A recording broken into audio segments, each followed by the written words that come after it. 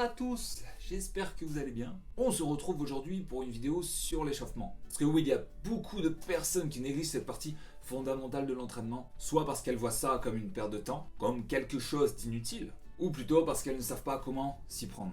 On voit ça ensemble aujourd'hui, et à la fin de la vidéo, je vous donne une astuce pour savoir si votre échauffement a été efficace.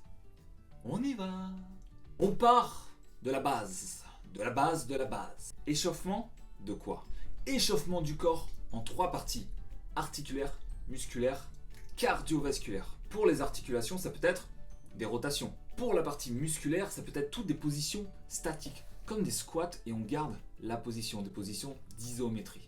Et enfin, pour le système cardiovasculaire, ça peut être de la marche, ça peut être du vélo, en fonction de la séance que vous allez faire, mais ça on le voit juste après. L'idée fondamentale de l'échauffement, c'est d'amener votre corps d'un état de repos à un état actif, un état d'effort. Pendant une durée d'environ 5 à 7 minutes, voire 10 à 30 minutes, selon la discipline. L'échauffement doit être simple, fluide, progressif. Il faut augmenter progressivement l'intensité des mouvements. Il doit être efficace. Il doit échauffer les muscles concernés par la séance à venir. Forcément, si vous faites de la course à pied pour échauffer les pectoraux, ça va pas bien fonctionner, hein.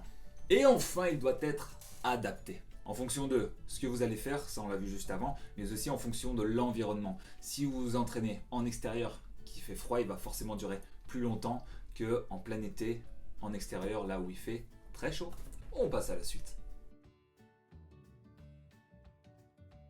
Augmenter la fréquence cardiaque et l'amplitude respiratoire. On absorbe plus d'oxygène quand le corps augmente sa température à 38,5, 39 degrés. Le volume de sang dans les muscles actifs est augmenté, ce qui permet d'avoir un meilleur apport en oxygène.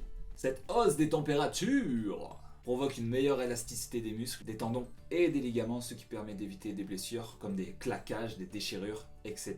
Bon voilà, après il y a plein de choses en plus qui rentrent dans l'utilité de l'échauffement, mais là je vous en donne une dernière qui est la mise en condition pour la séance à venir. On enroule les épaules, petite musique, petit squat, et là, on est chaud cacao pour la séance. Et enfin, une petite astuce pour savoir si ton échauffement a été efficace.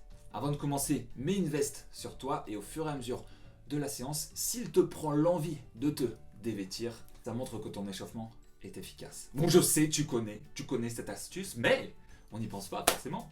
Voilà, j'espère que la vidéo vous aura plu et qu'elle pourra vous aider ou tout simplement vous apporter quelque chose en plus. N'hésitez pas, si c'est le cas, à me le mettre en commentaire, à liker la vidéo, à vous abonner, c'est gratuit et ça m'encourage pour la suite. On se retrouve pour une prochaine vidéo, je vous dis à très bientôt, ciao ciao.